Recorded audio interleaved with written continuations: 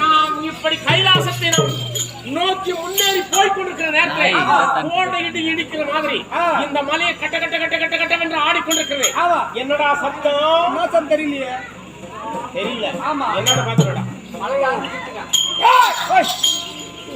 யார் பண்ணி? சிவனுடைய பிள்ளை வீரபத்ரன் வந்திருக்கிறார் என்று அந்த செம்பாசுரனுக்கு பதிவாக எப்படின்னா சிவனுடைய பிள்ளை யாரு? வீரபத்ரன். என்ன பத்திரம்? வீரபத்ரன். ஏங்க கழுத்து பத்திரம் தாலுகா ஆபீஸுக்கு போகாதீங்கன்றேன், பத்திரம் எழுதாதீங்கன்றேன். இந்த பத்திரத்தை எழுதின பெரிய பிரச்சனை. என்ன பத்திரமா? ஏங்க வேற பத்திரம் 50 ரூபா பத்திரமா, 100 ரூபா பத்திரமா, கரிய பத்திரமா, என்ன பத்திரம்னு கேட்டுவா. ஏங்க நாங்கெல்லாம் நிறைய பத்திரம் பாத்துக்கிறோம். 50 ரூபா பத்திரம் பாத்துக்கிறோம், 20 ரூபா பத்திரம் பாத்துக்கிறோம். நீங்க எந்த பத்திரம்? என்ன பத்திரம் பத்திரம்? நீங்க பத்திரம் அல்ல, வீரபத்திரன். வீரத்தில் சிறந்த வீர. ஆமா, யுவராஜனும் சரி எதிரியாக இருந்தான். எதிர்த்து இந்த வாளினால்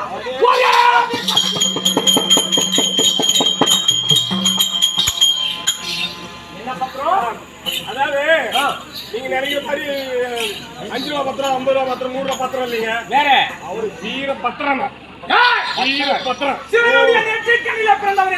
பத்திரோ புத்திரோ பத்திரம் இல்ல, புத்திரோ இல்ல, வீர பத்திரம். வீர பத்திரம் பத்திரம் இல்லைங்க. பத்திரமா இருக்கு சொல்லு. ஏங்க என்ன பத்திரமா இருக்கிறதா? வெயில் நைட்டு கொஞ்சமா சாப்பிட்டேன், பசி கலையா வந்து கொஞ்சமா சாப்பிட்டேன். நாளைக்கு சீக்கிரம் முடியும்.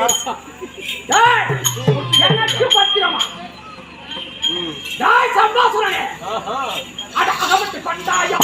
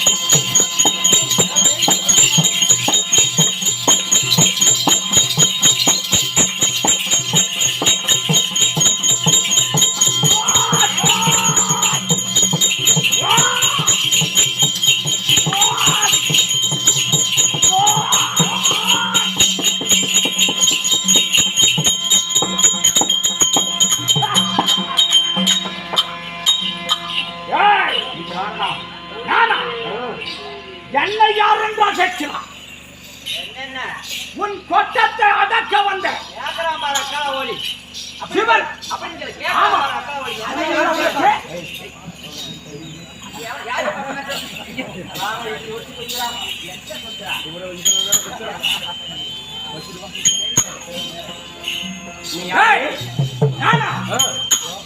உங்களை எல்லாம் இந்த நாட்டை அதம் செய்யக்கூடிய அரக்கனே உன்னை அழிக்க வந்தேனா? நீ சிவனுடைய நெற்றிக் கண்ணில் பிறந்த என் பெயர் வீரபத்ரனான அந்த நெற்றியை திறந்த நெற்றியை நீ பேசு.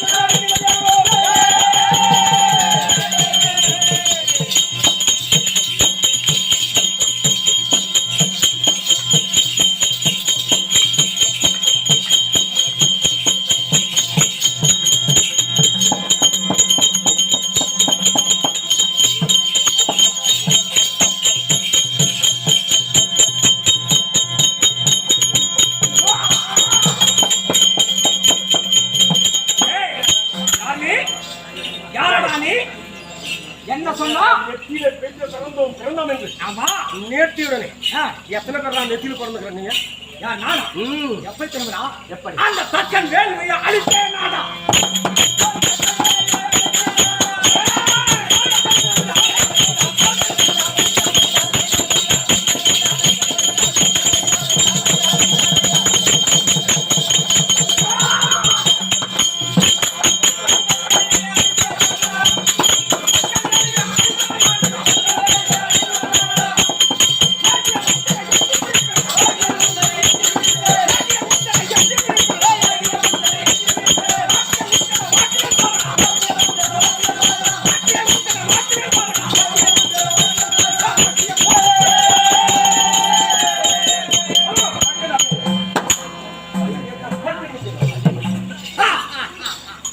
எப்படி பிறந்த தக்கன் வேள்வி என்ன செஞ்ச? தக்கன் வேள்வியை என்ன செய்தான் தெரியுமா? என்ன செய்த? நீ என்ன செஞ்ச? அந்த தக்கன் வேள்வியை வளர்த்தான். யாரை அழிக்கிறதுக்கு? எந்தெந்த சிவபெருமான அழிப்பதற்கா? தக்கன் வேள்வியை நீ என்ன செஞ்ச? அந்த வேள்வியில அந்த தேவர்கள் கலந்து கொண்டார்கள் அல்ல, அவர்கள் எல்லாம் என் கைவாளுக்கு அத்தனை பேர்களையும் சின்ன பின்ன மாற்றி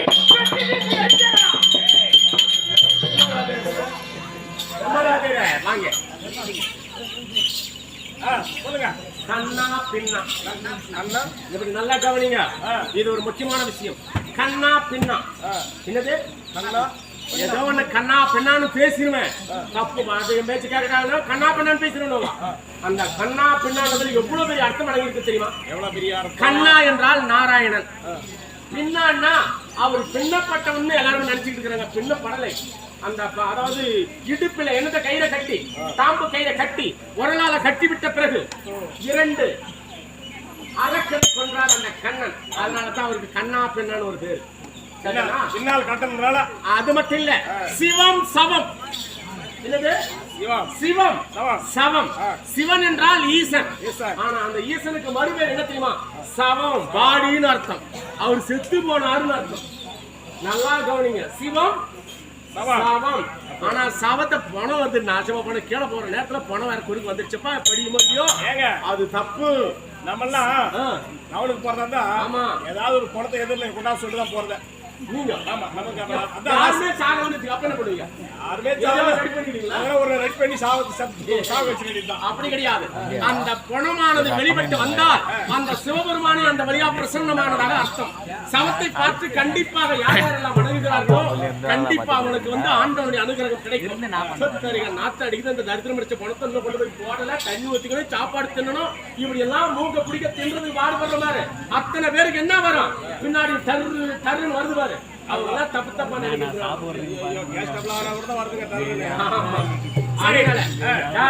அந்த சிவம் என்று சொல்லக்கூடிய சவத்தினால நீ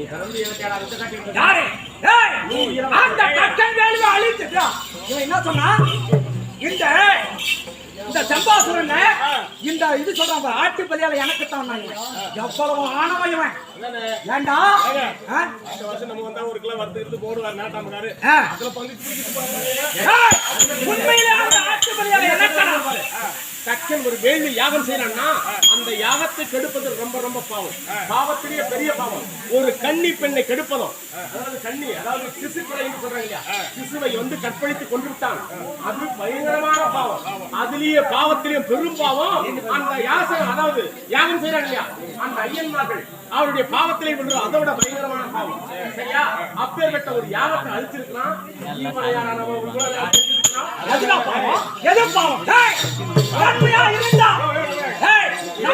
நன்மைக்காக செய்வது எந்த பாவமும் கிடையாது.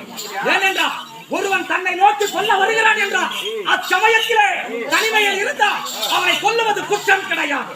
அதுபோல அத்தனை வேகம் தவறு செய்தார்கள். அந்த வேள்வியை தக்கன் வேள்வியை அழித்ததனாலும்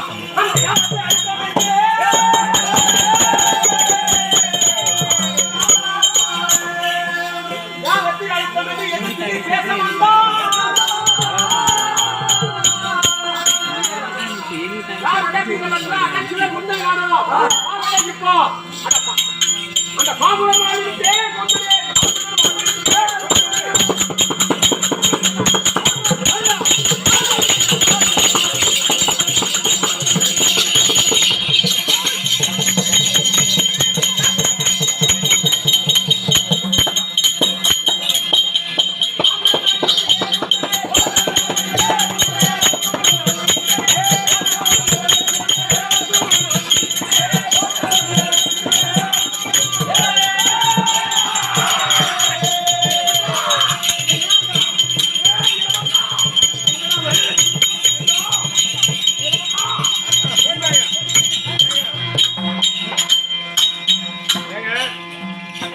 இன்னைக்கு என்கிட்ட எவையெல்லாம் அடிபட்டு ஓடிக்கொண்டிருக்கிறானோ அத்தனை பேரும் பாவம் செய்தவர்கள்.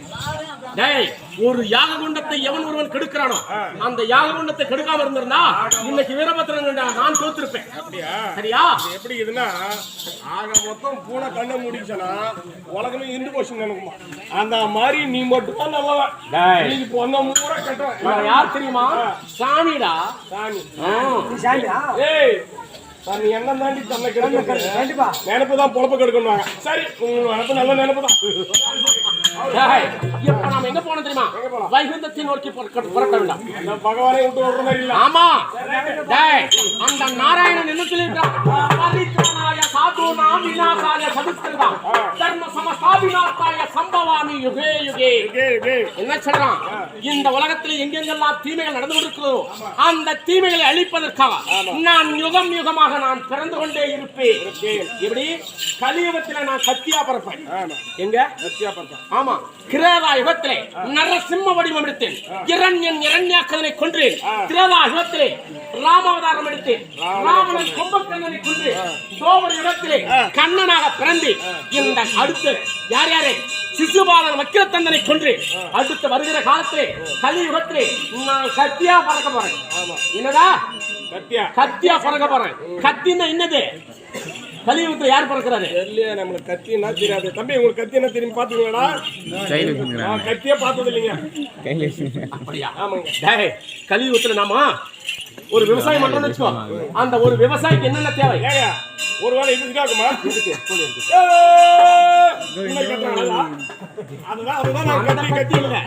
அந்த கத்தி இல்ல, கையில சார்பா வச்சிருக்காங்க இல்லையா கத்தி. ஒரு விவசாயம் பண்ணணும்னா முக்கியமா அவனுக்கு என்ன தேவை? ஒரு கத்தி தேவை. அந்த களையை வெட்டி எடுக்கிறதுக்கு களக்குத்தி தேவை. ஆமா, அருவாள். அந்த அருவாளா பிறந்து எங்கெல்லாம் முள் இருக்கிறதோ அந்த முள்ளை வெட்டி வெட்டி அப்புறப்படுத்துவேன். கல்கி அவதாரம். அதுக்காக தான் கல்கி அவதாரம். அந்த கல்கி அவதாரத்துல பாத்தீங்கன்னா ஈர வாழ வச்சிருப்பாரு. இருக்காரா நாராயணன்? கல்கி அவதாரம் நடந்துகிட்டு இருக்குது இப்போ. சரியா? அதனால கொரோனா என்கிற ஒரு வியாதியை உருவாக்கி மக்கள் எல்லாம் பாதி பேரை பூமி பாரத்தை தீர்ப்பதற்காக கொரோனா வந்து ஆமா காலி பண்ணுது. சரி, எப்படி அந்த நாராயணன் எப்படி நடந்து கொண்டிருக்கிறார்? என்னை வெல்ல முடியுமா இல்ல நான் தான் கடவுள்னு பார்த்தணும்.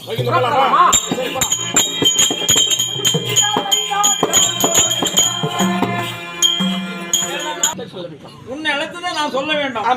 எப்படி என்றால் சம்பாசூரன் என்று ஒரு அசுரன் இருக்கிறான். சரியா? அண்ணன் வந்து தேவர்களை எல்லாம் பிடித்து சித்திரவதை செய்து இம்சை செய்து சிறையில் அடைத்திருக்கிறான். மூலகத்தை ஆண்டு கொண்டு இருக்கிறான். அவனை அழிக்க வேண்டும். அதுக்காக என்ன சக்தி உருவம் எடுத்து வர சொல்லுங்க. அப்படியா அண்ணா? உன் உத்தர பிரகாரம் சென்று அந்த சம்பாசூரனை பதம் செய்து விட்டு வருகிறேன். அப்படியே ஆகிட்டான்.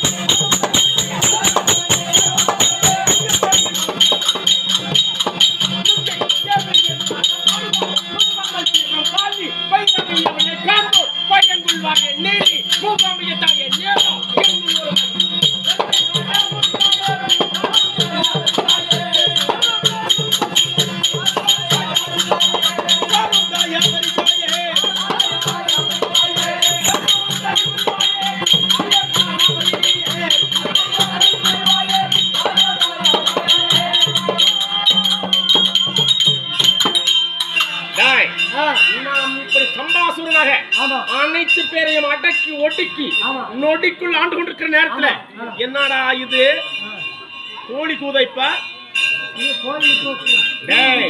பெண் கோழி கூவுறதாக ஒரு சத்தம் வருது. அது என்னடா? ஆண் கோழி சத்தம் இல்லை, இது பெண் கோழி சத்தம். என்னன்னு பாத்துக்கா.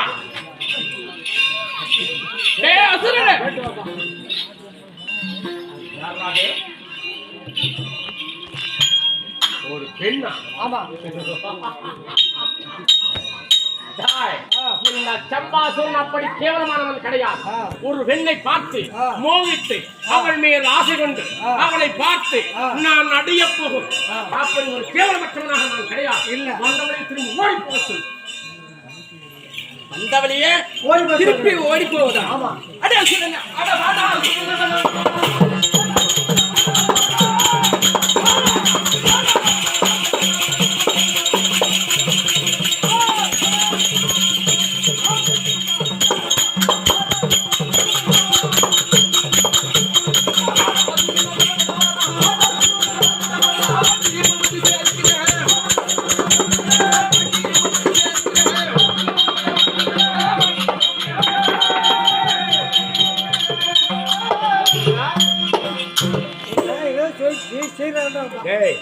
இன்னைக்கு என்ன நாள்?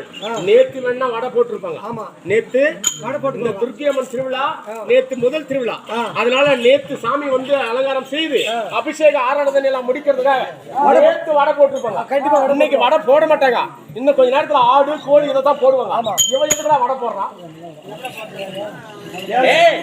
அசுரனே, உயிர் சேதாரம் செய்ய போகிறாய். உன் தலை இரண்டு அகவிட்டு பலி கொடுக்க போறியா? நீயா என்ன வெட்ட வந்திருக்கிறியா? அந்த சமயத்தை என் பெண்ணுக்கு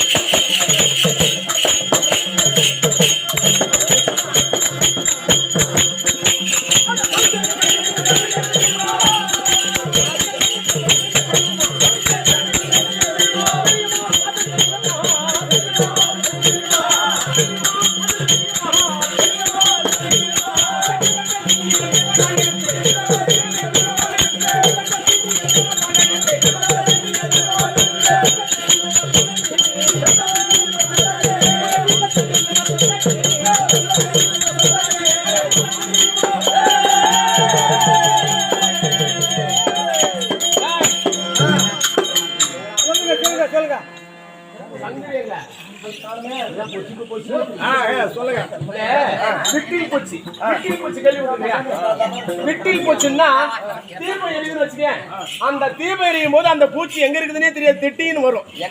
அந்த தீபத்தை பார்த்த உடனே அது ஏதோ ஒரு அதுக்கு சாப்பிடலாம்னு நினைக்கும். அந்த தீபத்துல வந்து வந்து விழுந்து விழுந்து பொட்டு பொட்டுன்னு செத்துக்கிட்டே இருக்கும். விட்டில் பூச்சி. ஆமா, அதே போல இந்த இன்னொரு பூச்சி இருக்கு இல்லையா, அதாவது மழை ஏக வந்துச்சுன்னா ஒரு புத்துக்குள்ள இருந்து குபீர்னு கிளம்ப எப்போ வருதுன்னே தெரியாது. அது மழை பெய்யறதுல வரும். அது பிறந்த உடனே செத்து போயிடும். பிறந்த உடனே செத்து போயிடும். மகாராஜா, இவங்க அந்த பானைகளை பார்த்த உடனே தீசில்ன்றாங்க. அது தீசில்டா, இப்பெல்லாம் முன்காலத்துல தீர மாதிரி சமைப்பாங்க. இப்பெல்லாம் ஒரு சின்ன அடி பிடிக்காத அளவுக்கு அவ்வளவு பக்குவமாக நம்ம மக்கள் எல்லாம் விவரமா இருக்கிறாங்க. சமையல்ல குறையே இருக்காது. அப்படிதான் நினைச்சிடாதீங்க. அது போல நம்ம ஆட்டக்காரர்ல வீட்டுக்கு பூச்சி மாதிரி விலகி விலகி ஓடிட்டு இருக்காங்க. அவர் மட்டும்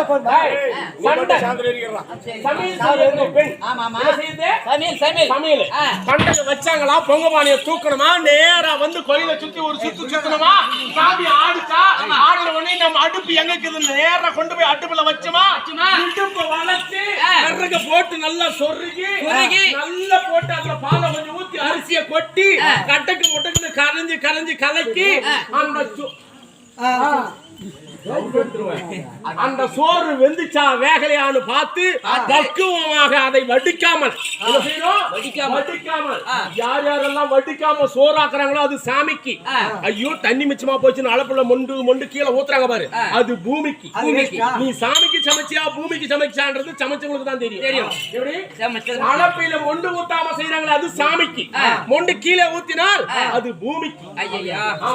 இப்படி அளப்பையில மொண்டு கீழே ஊத்தாமல் அதை பக்குவப்படுத்தி சமைச்சு வச்சமா உரமுறைங்களா வந்தாங்களா, வந்தவங்க வர்றதுக்குள்ள சீக்கிரம் வீட்டை தலைமலைக்கு நல்லா விழுகி கோலத்தை போட்டு எல்லாம் ரெடி பண்ணி எதையும் தயார் பண்ணி உரமுறையில கூப்பிட்டு மூக்கு பிடிக்க சாப்பாட்டை போட்டோமா, வந்த உரமுறை வீட்டுக்கு பாய கொடுத்தோமா, படுக்க வச்சோமா, மறுநாள் கூழ தண்ணி கொடுத்து அடிச்சு வச்சோமா, அதுக்கப்புறமா நம்ம யார் யாருன்னா நம்ம வீட்டுல யார் யார் சாப்பிட்டாங்க? ஐயோ ஏண்டி நேத்து ராத்திரி நல்லா ஆட்டுக்கறி கொண்டாந்து வச்சுன்னு ஒரு மணிக்கு தான் வரிச்சு கொட்டுறேன். ₹1 கறி போட்டியான்னு புருஷன் கேட்காத அளவுக்கு பத்திரமா அவனுக்கு கொஞ்சம் மிச்சப்படுத்தி ஓட்டோமா பண்டகெல்லாம் முடிச்சிட்டு மாலை கன்றதை முடிச்சிட்டு சாயங்காலம் ஆச்சா பாய விரிச்சு போட்டோமா விட்டுவிட்டு என்ன பார்த்து என்ன செய்யலாம்? வட போட முடிஞ்சா பாய விரிச்சு போடுறது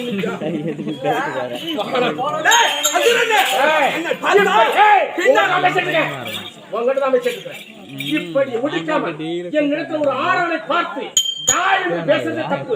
உன்னை வாடின்னு சொன்னா இல்ல அதுக்கு மேல நம்ம என்னடா சொல்லுவோம்? என்ன சொல்லுவோம்? அதுக்கு மேல மதிக்கல என்ன சொல்லுவோம்? கட்டிக்கிறேன்னு சொல்லலாம். என்ன சொல்லுவோம்? இவன் சொன்ன அப்படி சொன்னா எதுவுமே சொல்லல. ஆகாமத்துல ஆம்பளை பார்த்தா வாடா போட்டா என்ன அப்போ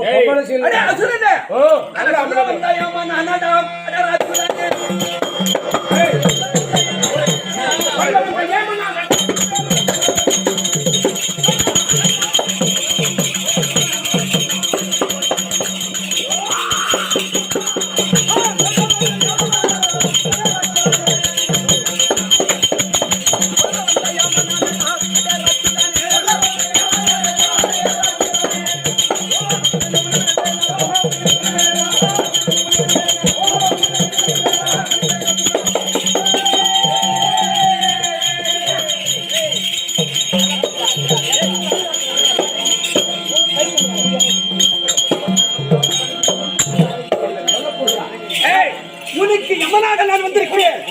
மரியாதையாக நீ செய்த தவறைக்கெல்லாம் என் காலிலே சரணம் செய்துவிட்டு மன்னிப்பு கேட்டு என்னை படைத்தானே, என்னை நெற்றி கண்பொழிலே படைத்தானே, அந்த பெருமனே என்னை கண்டு பார்த்து ஓடி மூத்திரமணி ஓடியாச்சு அதுக்கப்புறமா இந்த உலகத்திற்கெல்லாம் படியாளந்து கொண்டிருக்கிறேன் என்று சொன்னானே, அந்த கொம்பை கையில வச்சிருக்கானே, செடி வெட்டுற கொம்பு. இது முள்ளு செடி வெட்டி ஊண்டி தள்ளுறாங்களே, கொம்பு கையில வச்சிருக்கான். யாரு கையில நாதன்.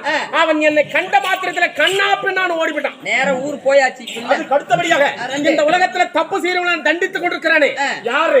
அந்த நாராயணன். அந்த நாராயணன் எங்க இருக்கிறனே தெரியாது, நாசமா ஓடி போய் கண்ணுக்கே தெம்பட கிடையாது. மூர்த்திகளை ஓடி போனா அந்த பரமன் பக்கத்துல இருந்த பார்வதி பஞ்சாக ஓடி போய்விட்டா. ஆனா நீ எதிர்த்து வந்திருக்கிறா? நீ யாரு? என்ன பேரு? எந்த ஊரு? என்னை போர் செய்வதை பற்றி கூறு. அப்படியா? நான் எப்பேர் பெற்று என்று சொல்ல வேண்டுமா?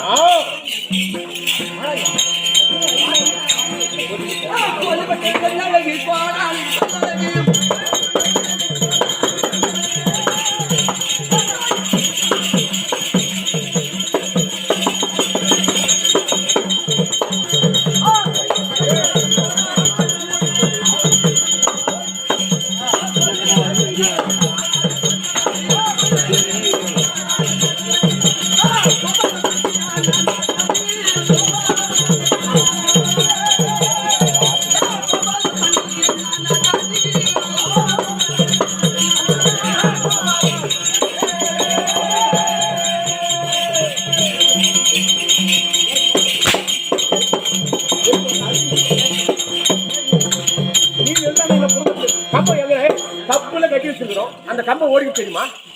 கம்பை ஓடுமான்றேன். கம்பை என்ன செய்யும்? கம்பை என்ன செய்யும்? எதுக்கு ஓடுறீங்க நீங்க? கம்பை ஓட கலந்து அதுலீங்க.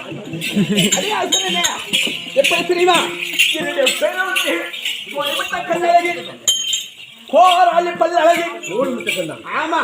நான் எல்லாரும் பாருங்க, இத பாருங்க, எல்லாரும் பாருங்க. யாரு கண்ணு? கோழி. கோழியா இல்ல வாத்தா? யாரு கண்ணு பாப்பாங்க இல்ல? அப்படியே இப்ப அங்க காட்டுறான் பாரு. இப்போ 8 வீல் போக போகுது வெளியே. ராஜா கீழ ஏதோ பாரு திபூரி இருக்குது. நீ கோழி விட்ட கண்ணாடி பாபா கோராலி பல்ல அழகு என்னுடைய பேருந்து கோபாலனுக்கு தங்கை என்று சொல்வார்கள். அப்படி இருந்தாலும் நான் எப்பேற்பட்ட தெரியுமா?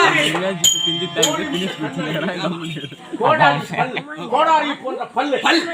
அப்ப நைட்டு பாத்துட்டு தங்கை.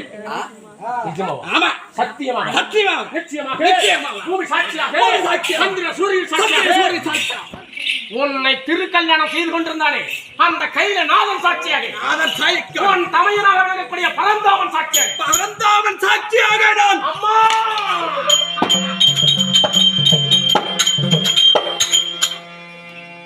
பங்கரி கோலகாரி சந்திரமேக ரூபிணியே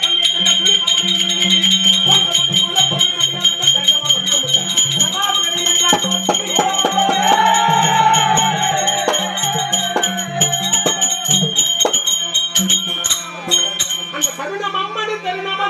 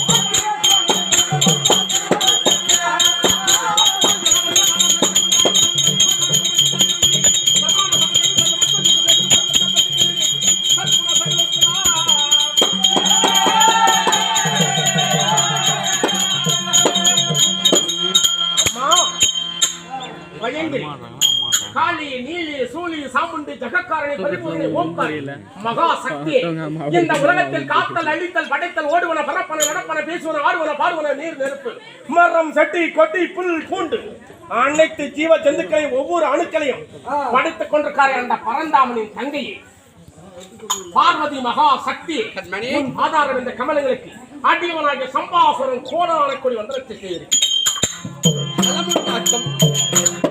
இளைந்திரம் அம்மா கேளம் கண்மணியே இப்பொழுது என்னை தேடி வந்த காரணத்தை சொல்ல வேண்டும் தாய். தேடி வந்த காரணத்தை இந்த மும்மூர்த்தி தேவர்களுக்கெல்லாம் அதிகபட்சமாக அவங்கள தொந்தரவு கொடுக்க கூடாது, அவங்கள சித்திரவதை செய்து இருக்கிறாய்.